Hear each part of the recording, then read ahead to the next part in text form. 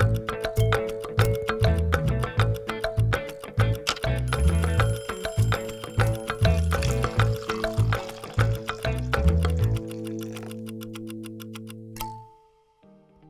and welcome to Coffee with Genny B. It's conversations over coffee. It's about community, connections, what brings me joy, and everything in between. I'm your host, Jenny Sakovac. When you think about culture, you think about art, music, dance, theater. And culture really enriches the community. It enriches your soul. It makes you feel alive. And when we think about culture, we think about how it really adds a lot of energy, a lot of positivity to the community.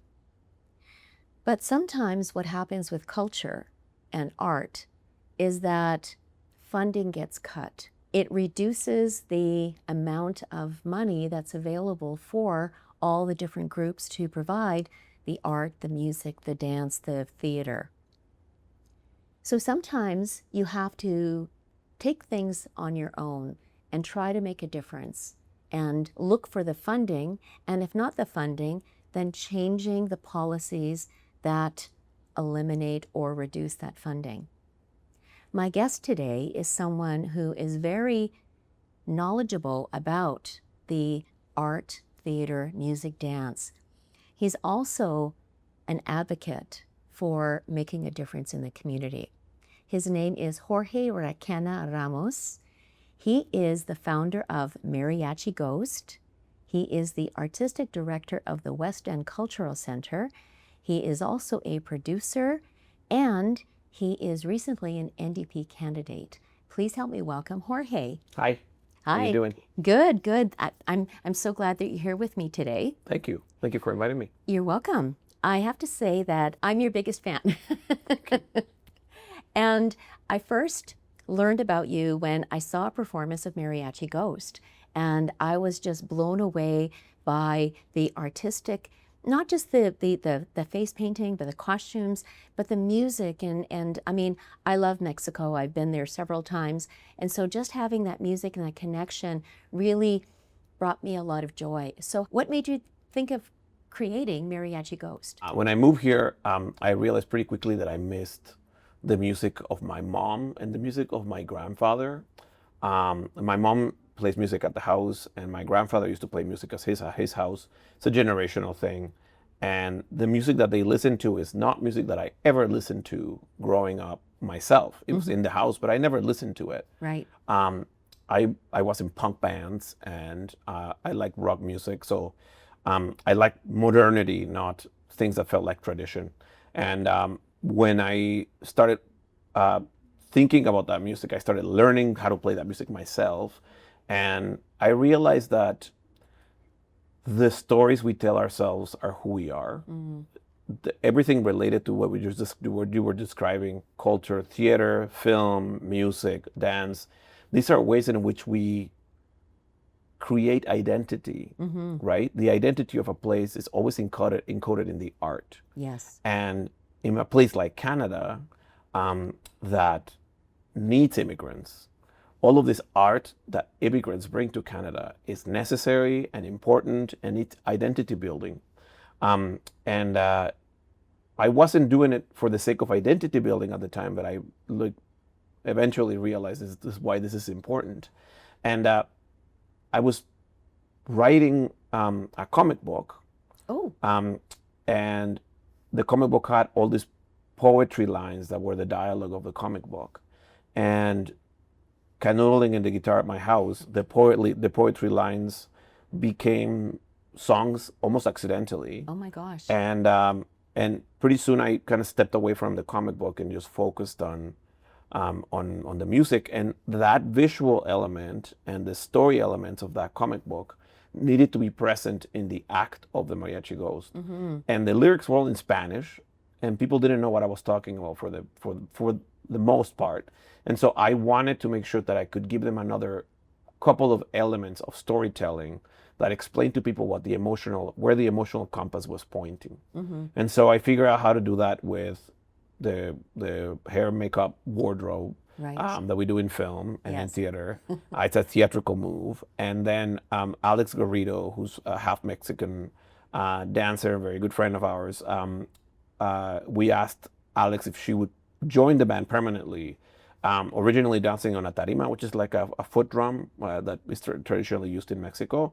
But Alex is a contemporary dancer, and she started bringing that contemporary dancer flair and understanding the story elements of the songs and putting them into her work. Right. And so it added that extra layer of art that people had to sort of latch onto.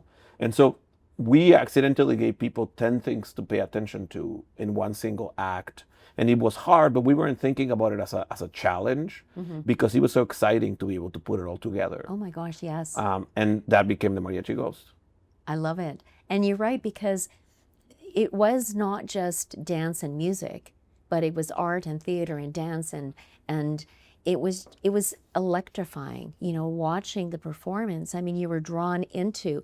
And your comment about people not understanding the language, I mean, when you think about opera, it's sung in Italian, it's sung in German and French, and you don't need to necessarily understand what they're saying, but you know what's going on because of the body language, the movement, the music, you know, the tempo changes depending on what's going on. And so with your performance, it was the same thing. It's the music, it's the movement, it's depending on how you're interacting with each other that was so magical for me. And I want to say for the audience as well, because your shows would sell out all the time. Thank you. Yeah. Yeah. It is magic. Yeah. Right? Like that is the concept of magic is give somebody something unexpected. Yes. And give them an experience that allows them to sort of leave their context for a minute. And escape, right? And escape, yeah. Yeah. And I love that it focuses more on the Mexican heritage and the culture, because there's something about, I don't know, I mean, Latin American music, absolutely, I love that. But something about Mexico just, I don't know, it just makes me feel connected somehow. Yeah. There's definitely a tradition of storytelling, Mexican storytelling, that is like very pervasive in the ethos of North America. I mean, it's, you know, the second most populated country in North America. And I'm the only Mexican person in the band. Okay. So it's also a very Canadian experiment, because every person that was interested in participating in the band, we're all really good friends. You know, we started with jams, and like they became really fun jams to play. All of those folks, every member of the band that is not Mexican, basically got their black belt in Mexican music. They've traveled to Mexico to learn Mexican music. Oh, really? You know, like taking courses. They like really endeavor to like understand genres of Mexican music deeply. There's things that are complicated to play, that are hard to play, that, you know, like it takes months or years to learn to like get into a groove. And they've endeavored to do all of those things so that we could tell the story properly, right? Yes. So, and like we will learn, we will never play them in public, but we will learn traditional songs the way that they need to be played traditionally, and then experiment with those sounds to create a new Mariachi Ghost song. And so there's a lot of work that the Mariachi Ghost band has done to adopt a love for Mexican culture and a love for the Mexican symbols, and both like visual and musical, to be able to put together that stage show, right? And again, it, like, if you were to do it as a project that you like, okay, we're gonna spend 5 years developing our skills to, like, it's an insane idea, right? Absolutely. But because it was a fun project, it just really worked out. Well, and there's also passion involved, because anytime you're passionate about something, it doesn't work. You know, you put yourself into it because you believe in the vision. And you as a visionary, you're leading that to the members of the group, because they're following your lead and they're seeing how much you are involved in it. And I want to say that you're taking that passion and that vision to now your role as the artistic director of the West End Cultural Center. So tell me about that and how you got involved. We go back to the stories we tell ourselves are who we are. Right. The West End Cultural Center has been an important part of my development as an artist, like making it to the stage at the West End Cultural Center a great rite of passage of Manitoba musicians. Yes. When you make it to the stage in which you can sell out the Western Cultural Center, you made it to a really good place. It's like sort of the beginning of a career when you can get to that level. We played the venue a bunch of times. We loved the idea of what the venue was about. The venue was started by Mitch Podolak, who's I consider somebody who was a mentor to me, who also started the Winnipeg Folk Festival, helped start the Calgary Folk Festival, the Vancouver Folk Festival, the Edmonton Festival, and also created Kids Fest and the Western Cultural Center, right? So he was a very prolific organizer. Yes. The idea of being able to step into Mitch's shoes at the Western Cultural Center was something that was sort of a lovely idea for me. Mitch did a lot to push people that came from diverse diasporas into the music industry and offer them a space, and I wanted to do that also.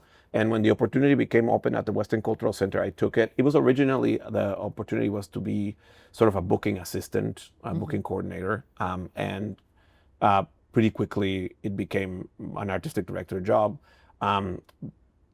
partially because I had really clear ideas of what I wanted to do, and partially because the West End entered an anti-oppressive, anti-racism mandate, where everything we do is based on anti-oppression and anti-racism. Yes. And inclusion in the offering of the space became a priority for the Western Cultural Center, and that's been something that's been super important in my career. And so it was the perfect moment for me to sort of step into that role, and it has been my priority to advocate for folks that don't normally have the advantage of having a stage that belongs to them, a space where they can sort of step up and showcase their work. Yes. There's a lot of really great musicians in Manitoba that you've never heard of. Okay. Especially in the diasporas. Okay. Yeah. And offering them a space and presenting them at a professional stage with professional lighting and professional sound, with an audience that understands nuances of culture, is amazing. And so that is the work that we do, and it does stem from the same principle as the mariachi goes, as opening the door and inviting people in. Yes. And I love that for you, it seems full circle, because performing at the Western Cultural Center as Mariachi Ghost, and now as the artistic director, and still following that same vision. And I love that you really advocate for inclusion and diversity, because when you think about what's happening in the world, a lot of that isn't being made to feel as important as it should be. When you talk about culture, you talk about culture and wanting to express yourself. When you're denied that opportunity to express yourself and be silenced, the fact that you are not doing that, you're opening it up to anyone who's available, who wants to come, providing not only that safe space, but also judgment-free, supportive. You're providing everything to help them move on and become the musicians that they dreamed of being. And so I love that you're doing that and you're providing that option. Yeah, I have a catchphrase of like, when you're not offered a seat at the table, you got to pull your own chair. Yeah. And make a seat at the table and put your feet on the table. Right. These are spaces we have to claim, not only as people of the diasporas, and non-binary and queer folks and women that are not offered spaces. We need to claim those spaces, and we need to make those spaces. And there is a pushback right now against DEI, right? Yes. And against diversity and against inclusion.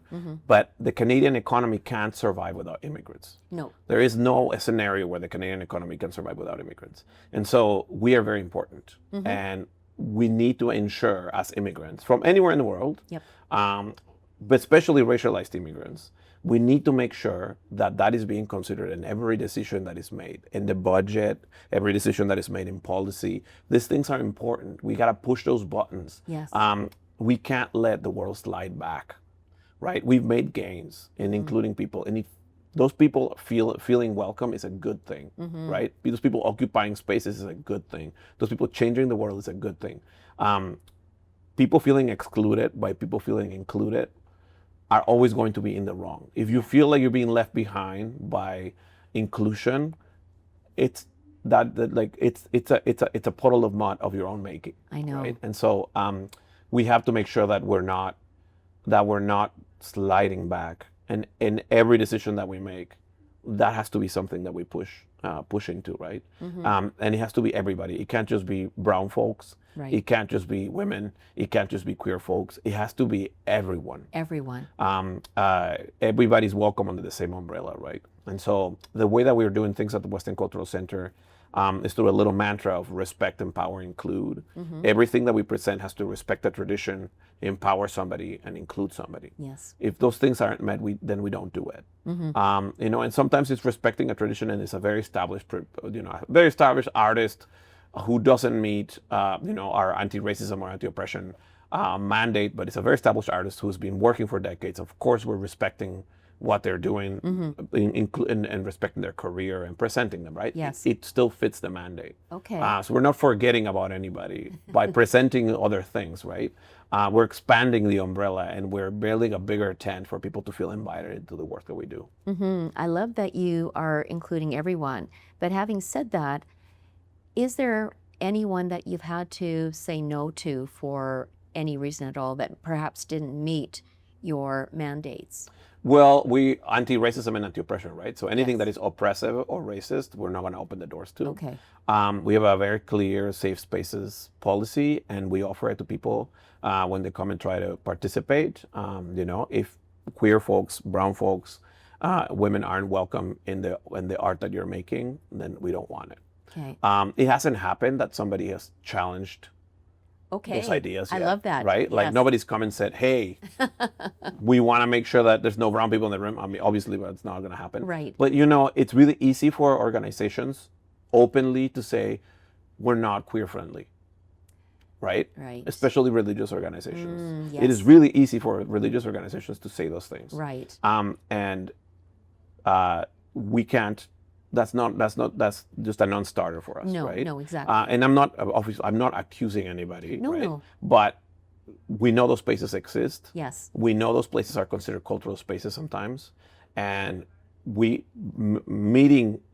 building a bridge between those two communities is a super important part of what we do, Yes. right? And we're going to continue to do that. I love that. Yeah. Now, when you think about teenagers, teenagers are starting to express themselves, and sometimes they don't necessarily know what direction to go in, and regardless of what direction they're thinking of. Is that something that you might want to consider, I know, in terms of offering space for teenagers that might want to dabble in music or art or dance or theater?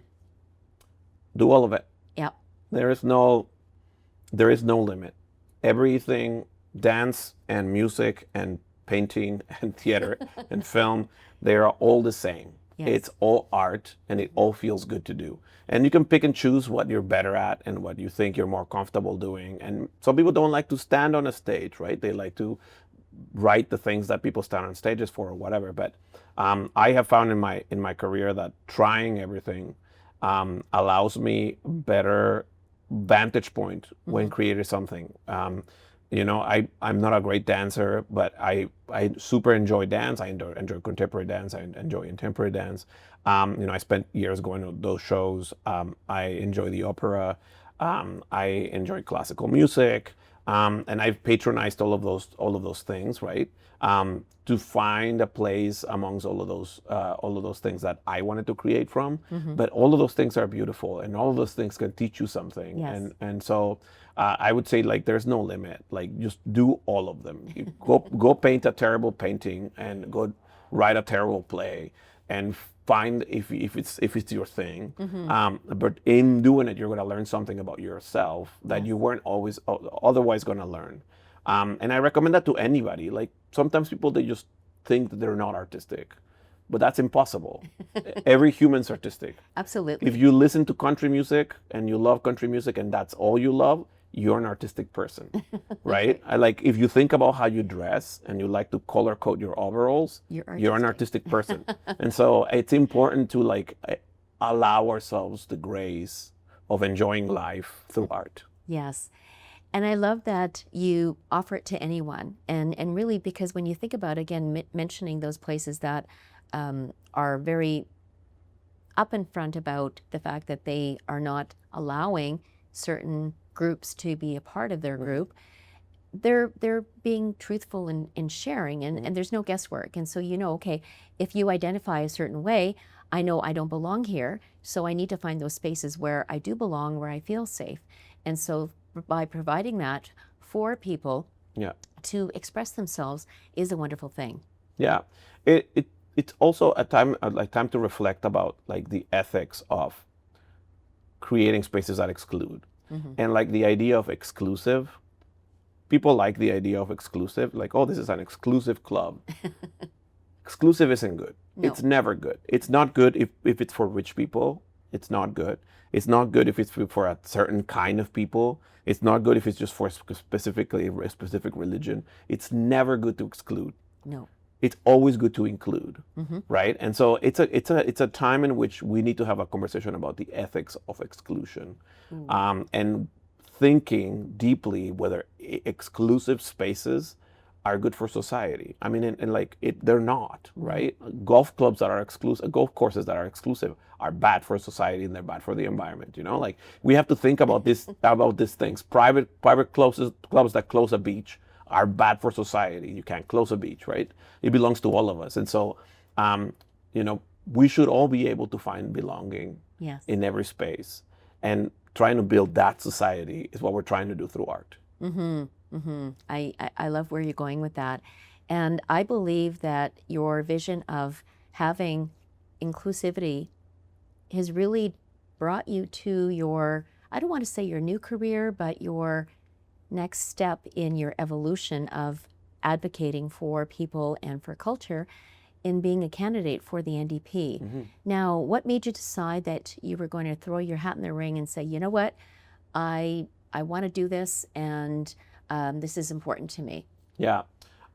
In Winnipeg South Centre, I have never seen, to my memory, and there may have been, a first-generation immigrant candidate.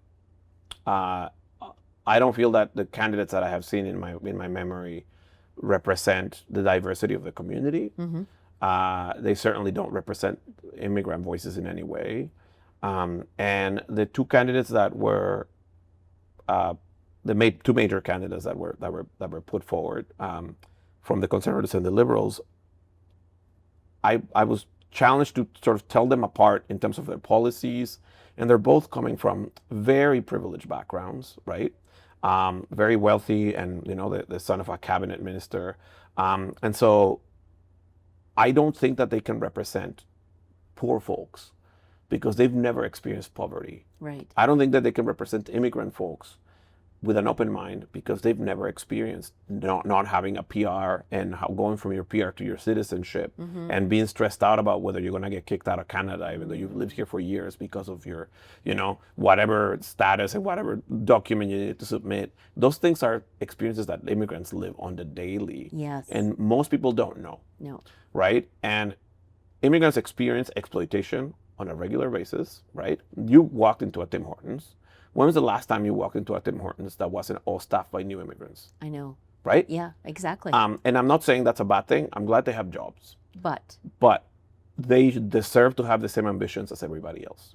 They deserve to also be competing for higher education. They deserve to be competing for higher paying jobs, for leadership positions.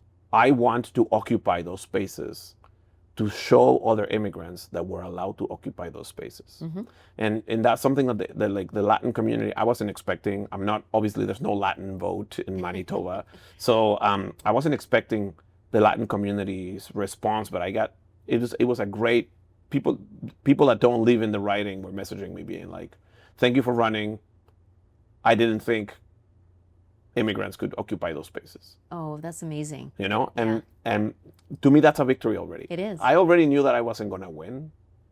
It's a really weird election, and the NDP has never won in my riding. No. But it's an opportunity to pull up a chair and put my feet on the table. Yes. You know what I'm saying? Yeah. Poke the other politicians in the eye. when I think they're doing something that is uninclusive or restrictive or infringes on our freedoms, and I want them to know that we're there listening to what they're doing and watching them, whoever was going to win, and watching them do what they're doing.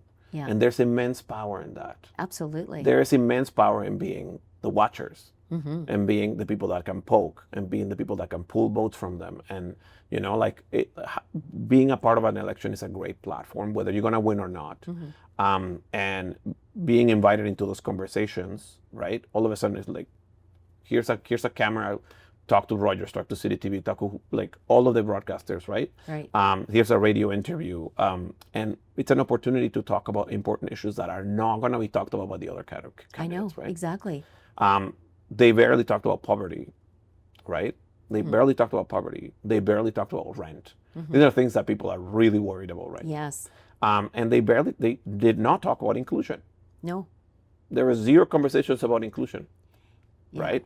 And you know what? In the debate, I watched the debate, and I didn't hear anything about immigration policies, and that was such a misstep. Yeah. Because when you think of, again, immigrants are important to a country. It doesn't matter what country it is, because you're bringing a different perspective, you're bringing your culture, and when you think about even the English language, it's made up of words and from different cultures. Especially Food. our English language. Yes, food, dance, everything has bits and pieces of different cultures. And so by denying the culture, you're denying the expansion of that knowledge. Yeah. There's ethical ramifications also, right? I do think that the government made a giant mistake in allowing educational organizations that were not really educational organizations, that were not set up like universities to provide housing, to provide a pathway to citizenship, to bring thousands and thousands and thousands of people that didn't have a place to land, they didn't have a home, and they're coming to pay huge tuition for a degree that they're never going to be able to put into practice, right? That's massively exploitive. And right, like these people are basically doing themselves to a minimum wage for the rest of their lives because they can't put those degrees into practice. And so that is a terrible thing that the government allowed to happen during the Trudeau government. There is just a mathematical reality that Canadians aren't having kids fast enough. And it seems like we've hit the peak in our population globally, and the population of countries is going to start decreasing. And some are saying that by 2050, we're going to be back at 6 billion rather than 8 billion, right? Like population is going to go down fast. Right. And Canada isn't having babies fast enough to continue the economy growing as it is.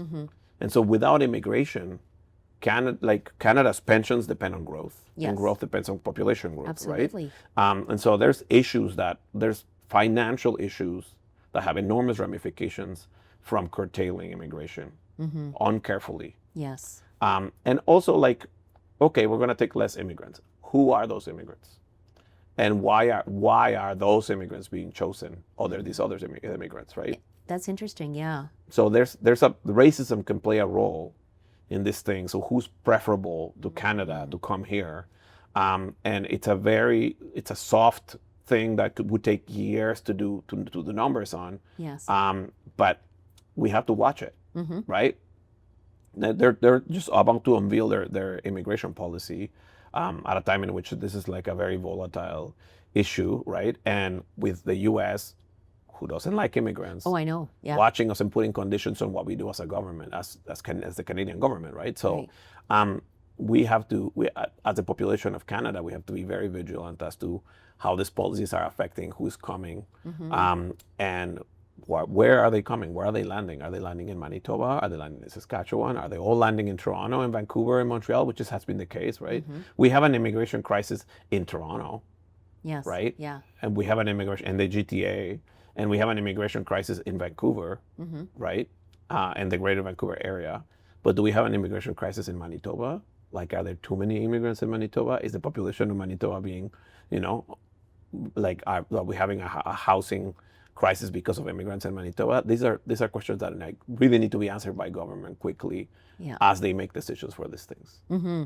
But you mentioned you've mentioned a few times that being a watcher, we need to, and vigilant, we need to be watchers and we need to pay attention because we can't be complacent. We can't sit back and say, oh, well, you know, our hands are tied. We can't do anything because the government has made the decisions. But we have a voice. And I know that we talk about, you know, well, I'm just one person. Talk about voting, you know, in the election, 30% did not vote. And it's like, well, I'm just one person. What difference can I make? But if you bring all the one persons together, then you have a community. Then you have a voice bigger than just one person. And so what we need to do as a community is you're right. We need to watch. We need to pay attention. We need to listen. We need to advocate. We need to voice our opinions. We need to stir up some controversy, perhaps. Yeah, that is what like all of us need to participate. Yep. Right. Voting is super important, and everybody needs to do it. But beyond voting day, taking action on how our government acts and keeping them accountable is super important. And there is no greater motivator than it's just good for everybody's life. Yes. To have a government that is honest and accountable to all of us. People that are in government aren't leaders. I think we have that misconception in Canada. People that are in government are public servants.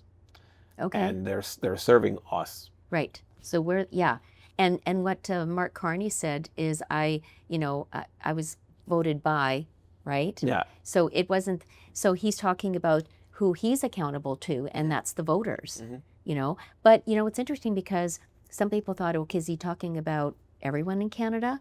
Or is he specifically talking about the Indigenous, right? So, you know, so it's also including, like when we talk about the different genres, the different, you know, cultures, everybody's part of Canada. Yeah, and it's a great point you make. You know, you talked about the owners of Canada. Yes. The owners of Canada are Indigenous people.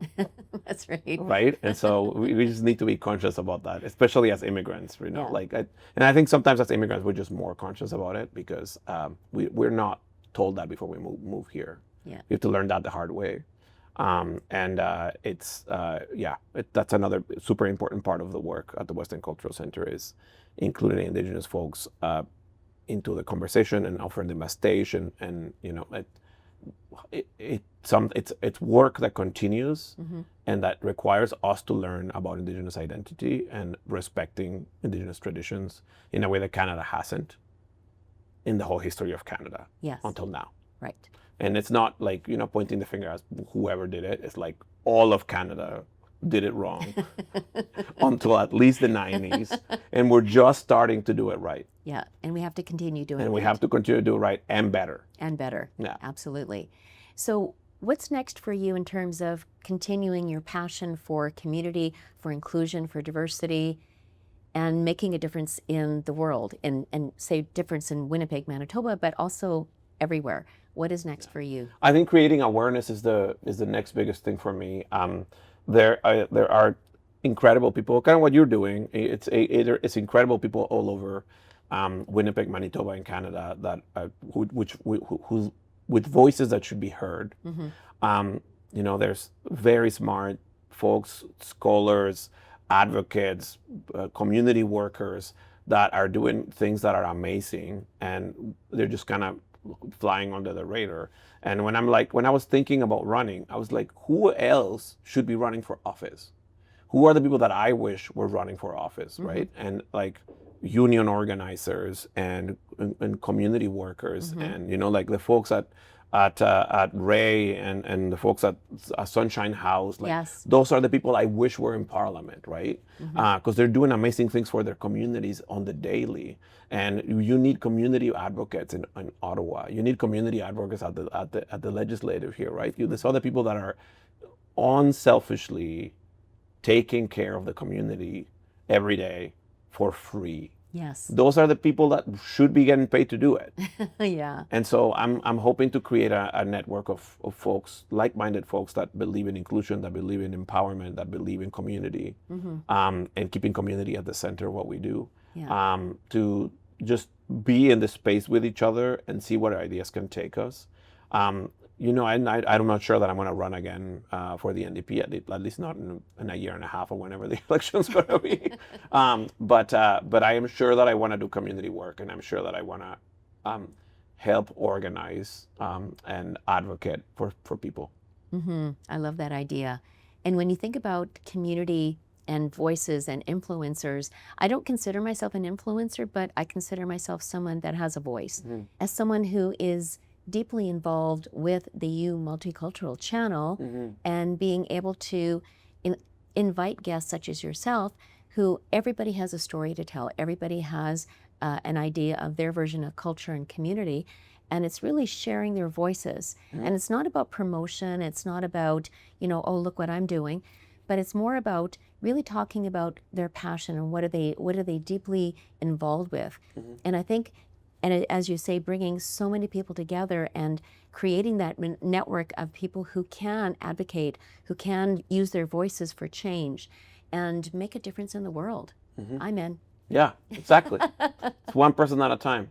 And it's got to start with all those people that didn't vote. That's right. And on that note, I think it's a good way to wrap up our conversation. So I want to say thank you so much for coming on and talking about, Mariachi Ghost, and talking about your role as an artistic director and your experience as an NDP candidate and all the difference that you are making in the world and in the future as well. So thank you so much for being here. Thank you for having me. This has been really fun. Wonderful. I'm glad you enjoyed it. Thank you. You're welcome. So this is Coffee with Genny B on the Multicultural channel. I'm your host, Jenny Sakovac.